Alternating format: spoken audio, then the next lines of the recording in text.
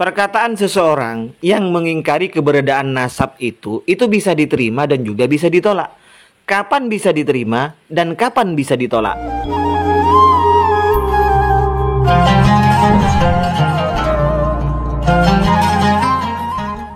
Assalamualaikum warahmatullahi wabarakatuh. Alhamdulillah wassalatu wassalamu ala Rasulillah wa ala alihi wa sahbihi wa mawala, amma ba'du. Sahabat-sahabat Aswaja, seluruh nadiin, seluruh penonton, para subscriber semuanya tanpa terkecuali dan dimanapun berada, semoga Allah subhanahu wa ta'ala senantiasa memberikan rahmatnya, taufiknya, hidayahnya, maghfirahnya, memberikan kelancaran rezeki dan kesehatan kepada kita semua. Amin, Allahumma amin. Pada konten kali ini saya akan membahas sebuah kitab yang berjudul Al-Furqan Ad-Damigh itu ya, karangan Ar-Rifai. Ketika nasab itu sudah ditetapkan dan cara menetapkan nasab sudah saya pernah bahas di konten sebelumnya. Ada 7 poin. Yang penting ada salah satunya sudah memenuhi syarat untuk isbat nasab, untuk menetapkan nasab. Satu yang tidak dimiliki oleh ulama fikih, yaitu pernyataan dari ulama nasab, yaitu harus ada tulisan dari ahli nasab. Ada tulisan ahli nasab, itu salah satu yang tidak ada pada persyaratan untuk menetapkan nasab dari ulama fikih. Nah sekarang, kalau nasab itu sudah subut berdasarkan salah satu dari 7 poin yang harus ada, salah satunya ya, dari 7 poin dari penetapan nasab itu telah ada, artinya sudah subut, kemudian ada yang mengingkari misalnya sekarang. Pernyataan pengingkar itu bagaimana? Bisa diterima apa tidak? Atau bahasa gampangnya, kapan orang yang mengingkari nasab atau novin nasab pendapatnya itu bisa yuktabar, bisa dianggap, bisa diambil. Baik, mari kita langsung mulai pembahasannya. Kitab ini adalah kitab Al-Furqan Ad-Damigh bil Haqqi yang dikarang oleh Ar-Rifai. Kita buka pada halaman 31. Itu wattafaqal ashab. Para ashab sepakat ala annan nasab, bahwasanya nasab ini yasbutu tetap bimujarradid dakwah wal hiyazah. Sudah. Nah, kalau nasab itu tetap kemudian ada yang mengingkari, bagaimana? Wala yuttabaru at-ta'nu bisahadatis sama'i. At-ta'nu fin nasab, pengingkaran nasab itu tidak dianggap kalau hanya berdasarkan penyaksian hasil pendengaran, misalnya as-sama bisahadatis sama. Kecuali illa bisudurihi, kecuali at-ta'nu itu, pengingkaran nasab itu berasal dari mimman yu'tabaru qauluhu, orang yang memang dianggap kata-katanya. Dari siapa? Yaitu min ahlil ma'rifah, dari ahli ma'rifah yang punya pengetahuan, ahli ma'rifat. Wal adalah, dan punya keadilan. Apakah ini saya tidak tahu, apakah keadilan itu seperti adilnya rawi hadis atau wali nikah. Dan itu pun ahlil ma'rifah dan adalah ini, orang yang punya pengetahuan dan adil itu bukan hanya satu orang, tetapi minal jammil ghafir, dari golongan orang, dari banyak orang. Ay, kathirun, orang yang banyak, kathirun azimun, yang banyak. Dari golongan orang yang banyak, minan nasi.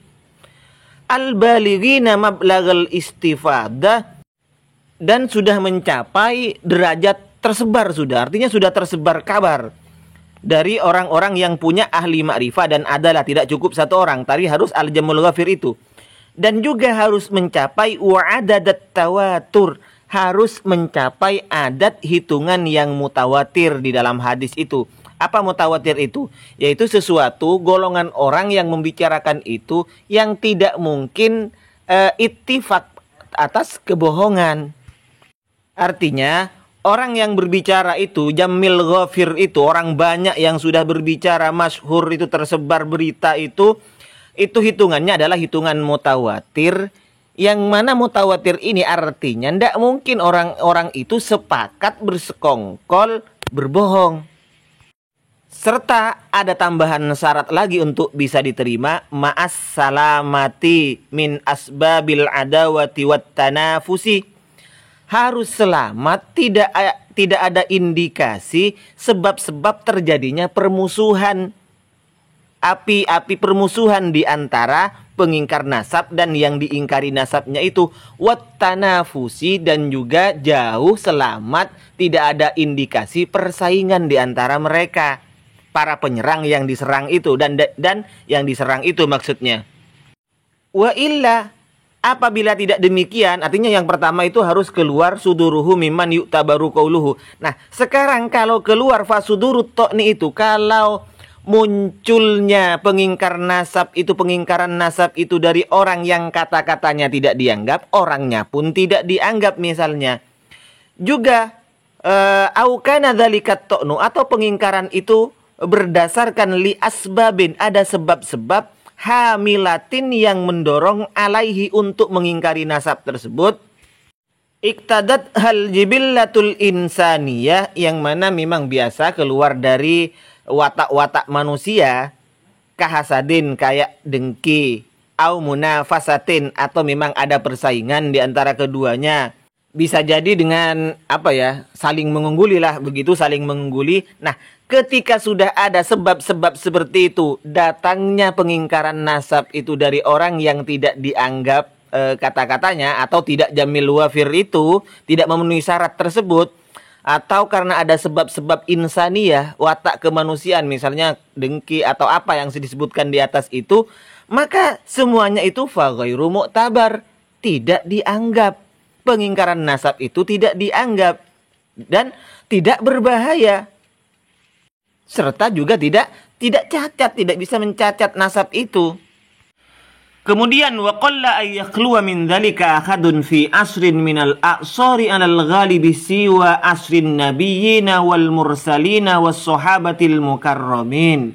Sedikit yang bisa lepas dari hasud itu di zaman ke zaman itu pada biasanya, selain pada masa Nabi, pada masa utusan sahabat.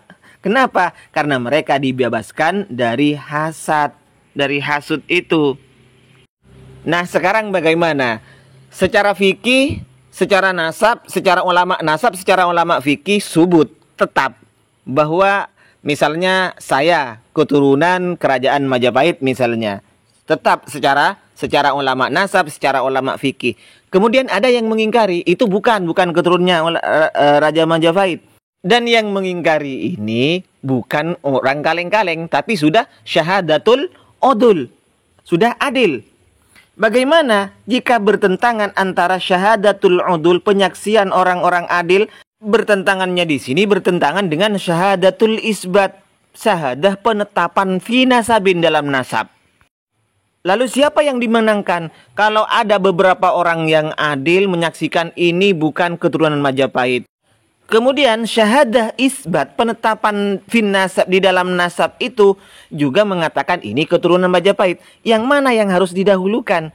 Kalau antara isbat dengan orang-orang adil itu bertentangan, maka yang didahulukan fal muqaddam syahadatul isbat. Maka subut itulah, ketetapan isbat itulah yang harus didahulukan. Ini saya ingat kaidah, berarti kalau seperti ini ada di kaidah fikih itu ya, al-musbit muqaddamun alan nafi. Yang menetapkan itu lebih didahulukan, dimenangkan daripada yang menafikan.